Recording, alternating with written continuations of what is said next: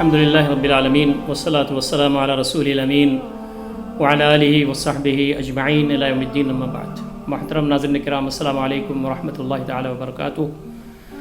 نبی اکرم صلی اللہ علیہ وسلم کا رمضان کیسا تھا، اس کی آج آخری کڑی ہے، آج آخری رمضان ہے، 30واں رمضان۔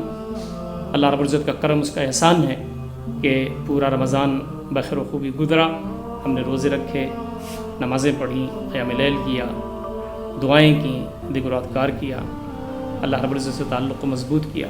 اللہ رب العزت ہمارے ان سارے اعمال کو قبول فرمائے، آمین۔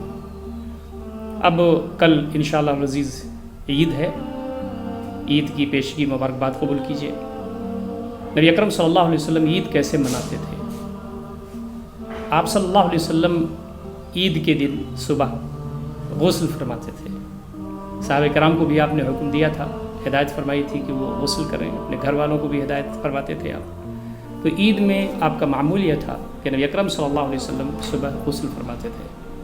نبی مکرم صلی اللہ علیہ وسلم کا دوسرا عمل یہ تھا کہ آپ کے پاس جو بھی کپڑا بہتر ہوتا، اچھا ہوتا نسبتاً، وہ زیبتاً فرماتے، اچھے کپڑے عید کے دن پہنتے تھے۔ یہ آپ صلی اللہ علیہ وسلم کا معمول تھا۔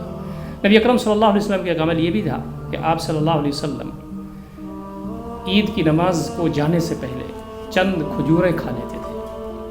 عید الاضحیٰ میں اس کے برعکس ہے، یعنی نبی اکرم صلی اللہ علیہ وسلم عید الاضحیٰ میں عید کی نماز ادا کرنے سے پہلے کچھ نہیں کھاتے تھے، لیکن عید الفطر میں نبی اکرم صلی اللہ علیہ وسلم نماز عید پڑھنے جانے سے پہلے چند کھجوریں کھا لیتے تھے۔ انس رضی اللہ تعالیٰ عنہ انہ قال، انس رضی اللہ تعالیٰ عنہ جو نبی اکرم صلی اللہ علیہ وسلم کے پاس 10 سال تھے، انہوں نے آپ کی خدمت دی، وہ فرماتے ہیں ان انس رضی اللہ تعالیٰ عنہ انہ قال ان نبی صلی اللہ علیہ وسلم لا یغدو یوم الفطر حتی یأکل تمرات۔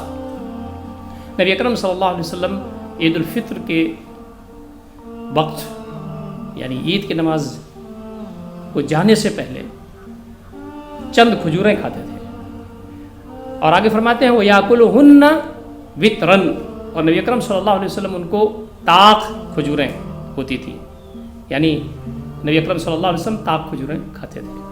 نبی اکرم صلی اللہ علیہ وسلم کا عمل یہ بھی تھا عید الفطر کے موقع پر کہ آپ مرد، خواتین، جوان، بوڑھے، یہاں تک کہ حائضہ عورتیں بھی نبی اکرم صلی اللہ علیہ وسلم فرماتے تھے کہ وہ عیدگاہ کی طرف چلیں، اور عید کی نماز نہیں پڑھ سکتے اگر وہ لوگ تو وہاں موجود رہیں۔ جو عید کی نماز پڑھ سکتے ہیں ان کو عید میں شامل ہونا ہے۔ حائضہ وغیرہ عید کی نماز نہیں پڑھ سکتی، لیکن وہاں موجود رہیں، وہاں بیٹھیں، عید کی خوشی میں شریک ہوں۔ تو نبی اکرم صلی اللہ علیہ وسلم بچے، بڑے، بوڑھے، عورتیں، مرد، سب عید کے میدان میں جاتے تھے۔ نبی اکرم صلی اللہ علیہ وسلم کی ہدایت ہوتی تھی۔ نبی اکرم صلی اللہ علیہ وسلم کا عمل یہ بھی تھا کہ آپ تکبیر کثرت سے پڑھتے تھے۔ صبح سے آپ تکبیرات کا گویا کہ آغاز فرما دیتے تھے، نماز اور خطبے سے پہلے اور بعد میں تکبیر پڑھتے تھے، اور نبی اکرم صلی اللہ علیہ وسلم کے عمل گویا کہ تکبیر کے ساتھ جاری رکھتا تھا۔ نبی اکرم صلی اللہ علیہ وسلم آبادی سے باہر عیدگاہ میں عید کی نماز پڑھتے تھے۔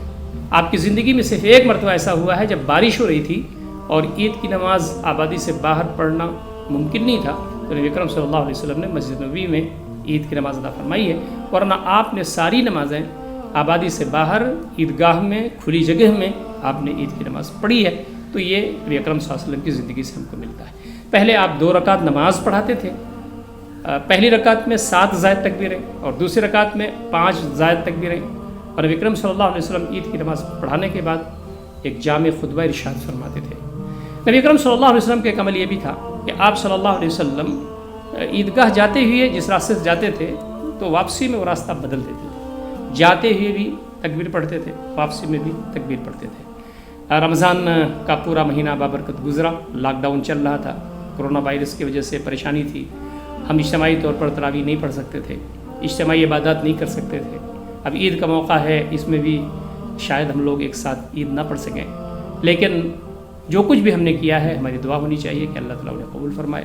ہم نے روزہ رکھا ہے، ہم نے قیام لیل کیا ہے، ہم نے دعائیں کی ہیں، ہم نے اذکار کیا ہے، ہم نے اللہ تعالیٰ سے تعلق کو مضبوط کیا ہے، خود احتسابی کی ہے، بہت سارے اعمال کیے ہیں، مرحمت و مواسات کا کام کیا ہے، غربا مساکین، یتیم لاچار مجبور مستحقین کی مدد کی ہے۔ تو ہماری کوشش یہ ہونی چاہیے کہ ہم زیادہ سے زیادہ یہ دعا کریں کہ اللہ رب العزت ہمارے اعمال کو قبول فرما لے۔ اسلاف کے بارے میں آتا تھا کہ رمضان گزرنے کے 6 مہینے تک وہ اپنے اعمال کی قبولیت کے لیے دعا کرتے تھے، بقیہ جو 6 مہینے باقی رہ جاتے تھے اس میں رمضان کے آنے کے بارے میں دعا کرتے تھے۔